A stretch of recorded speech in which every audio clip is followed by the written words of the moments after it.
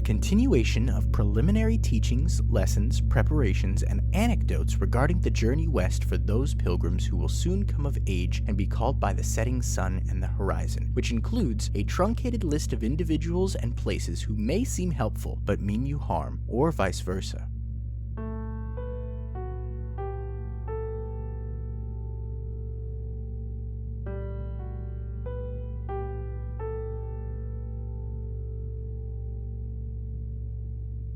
On your journey west, you will find 100,000 maps of the city Unending.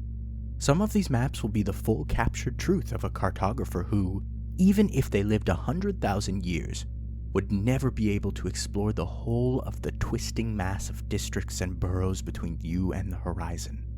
Other maps will be worse than this, and still others will be so bad that even if used as kindling, they will snuff out your fire.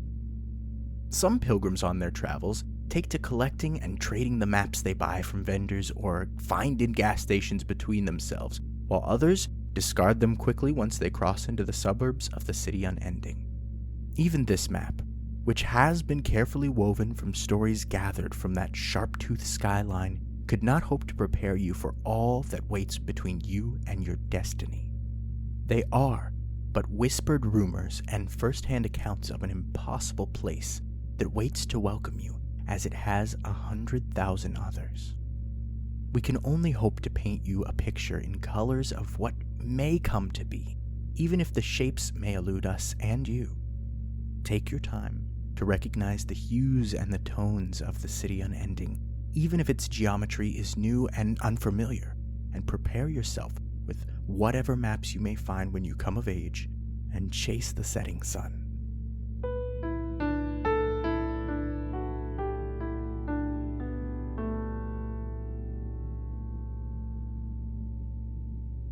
Somewhere near the border of the borough Whimsical, right before you enter the District of Carnivals, there was a shop painted with bright primary colors and a sign that reads, Carl's Corner Shop.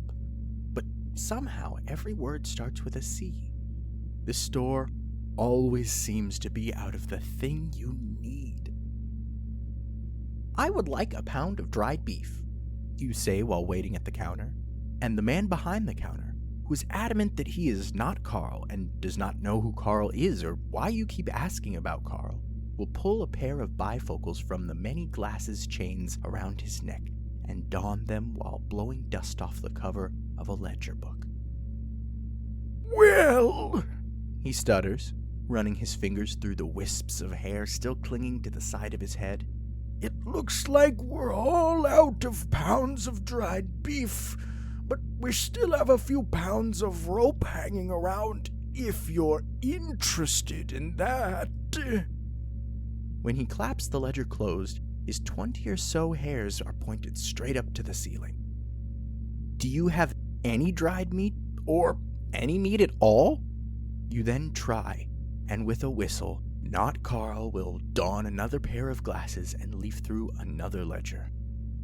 No, he'll say. That won't do at all. We've run out of every kind of meat this morning. We do, however, have some maps of various cliff sides that just came in yesterday. Does that interest you at all? No, you burst out, just covering the sound of your stomach growling. I'm looking for food. Food. Oh, of course, food like what you eat. Well, the closest thing we have to food right now is gum, and it is on sale. I don't remember putting it on sale, but that's what the ledger says. And then you leave, still hungry, looking for someone who will sell you food since you don't need any rope, maps, or gum. Next door is a shop called Mike's Meat Market, which is also spelled with all C's, and they are not only happy to sell you meat, they will cook it and put it on bread for you. And then, later, halfway between the top and the bottom of a cliffside in the Burrow Adventurous, completely lost in the dead of night, and sorely regretting that the tour guide who offered to lead you through the canyon only accepted gum as payment, you will at least not be hungry.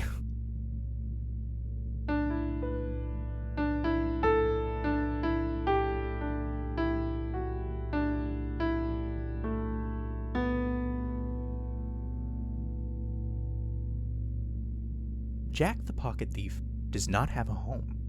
They used to, and depending on who you ask, it was either in the borough theoretical or the borough antithetical, since both have a district of disgraced professors full of people who are tired of receiving other professors' mail. Jack the Pocket Thief does not have a job. He used to, and depending on who you ask, he was either a professor of mathematics or a professor of the first writing class you take in college where you know the professor will not read your final essay, but you end up with a B-, and when you go to ask about it during open office hours, he has already quit or been fired, depending on who you ask. Jack the Pocket Thief is dead, depending on who you ask. A few people, exes mostly, say that she is dead in the sense that they were at the funeral and saw the body. A few other people, mostly business associates and previous students, say that she is dead in the sense that next time when they see her, there will be a funeral and nobody will want to see the body. A few other people, parents mostly, say that she is dead and then say, "To me." These people tend to do more crying than elaborating. The one thing that everyone agrees on is that Jack the Pocket Thief earned their name because they would steal the pockets right off your pants. When next you would go to find whatever treasures you had stored there, the pocket hole would be gone as if it were never there in the first place. No one agrees where the contents go, though, and many debates between Jack's many victims have ended with all parties looking down and realizing that their other pockets had been stolen during the ruckus.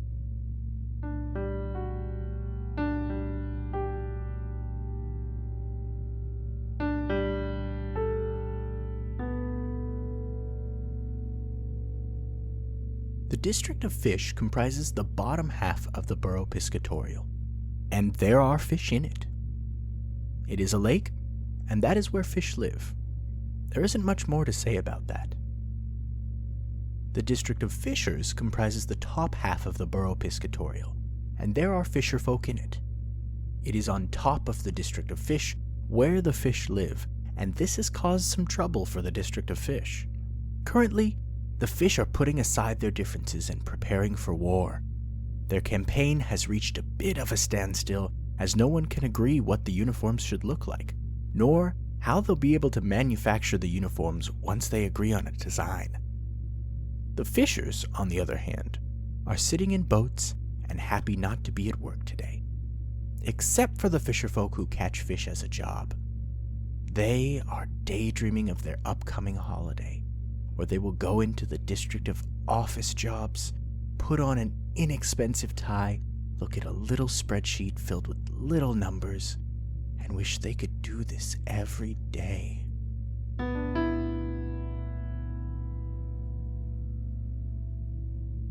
It is once again time for my breathing exercises. I find that it really helps me focus. I have trouble focusing on anything too long, even something as fascinating as the city unending. So these breaks are for me as much as they are for you. Or at least as much as I hope they're for you. If any of you are interested in the stretches, just let me know and maybe we can do those another time. But for today, take a deep breath in through your nose and hold it. Now out through your mouth. Now again in, hold, out, in, hold, out. And now we continue.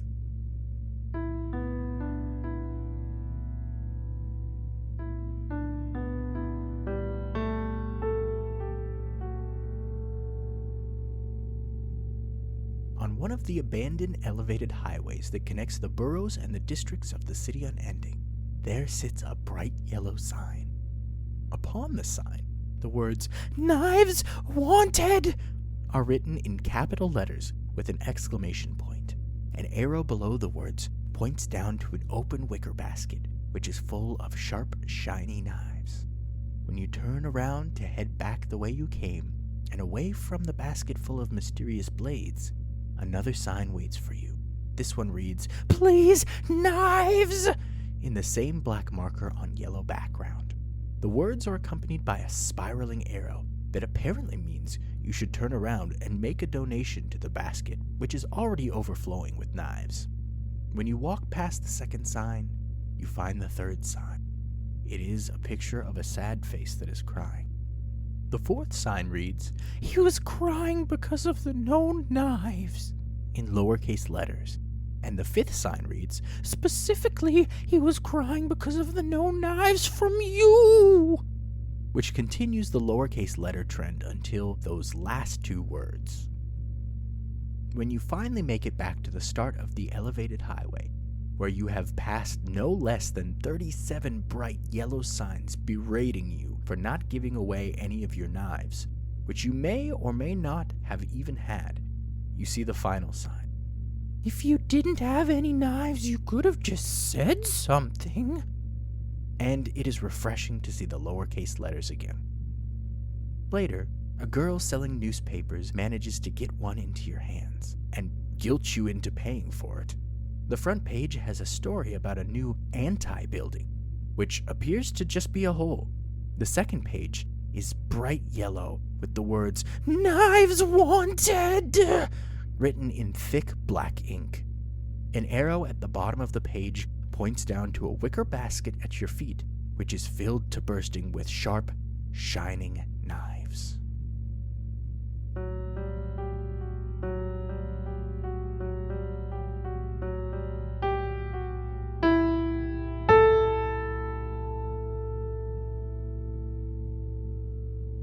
No matter how old you are when you finally come of age and are called west, from then until you reach the horizon, the setting sun will be waiting for you each and every evening. Even when you cross into the city's suburbs and then into the city itself, the setting sun will still be there, patient and present as ever, for when you are ready to chase it again. On some nights, weaving your way through alleyways and solving conundrums from shopkeepers, you'll feel like the city Unending lives up to its name. On other nights, you will swear you can hear the gentle lapping of the ocean and feel the warmth of sand around your feet and sun in your hair. Some pilgrims stay in the city Unending for days, some for weeks, some for years, and some for times longer than you or I could think of. But the setting sun has called you, and you have come of age. Without knowing quite what you're doing, you will eventually find the end of the city Unending, and you will begin your journey to the horizon once again. There is always time in the city. Use it to make your way through the twists and turns of its districts and boroughs, and to go west, pilgrim.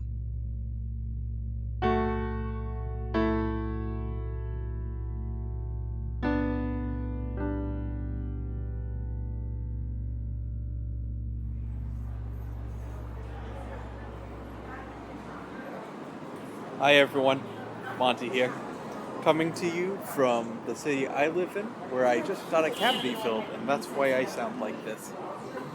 The City Unending is a collaborative project led by Monty D. Montalegre and produced by Wolf Mountain Workshop. This episode of the City Unending was written by Monty D. Montalegre and performed by Joseph Stafford IV. Follow Wolf Mountain Workshop on our social media, which is Wolf Mountain Workshop anywhere that matters, for updates on the City Unending, Tales from Wolf Mountain, and anything else we feel like telling you about. You can also follow me at MD Montalegre anywhere that you care about, but I'll probably just be telling you about Wolf Mountain stuff anyway. And of course, you can keep up with Joseph at J4XIV on Instagram. We'll be back next week. Till then, find us and tell us something you love about your city. Bye.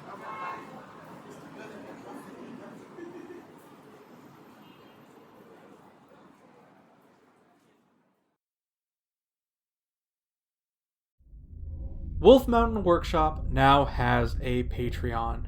You can subscribe at patreon.com/wolfmountainworkshop at $1, $5, or $10 a month to support our shows and to gain exclusive access to our new Discord, the Caves of Wolf Mountain.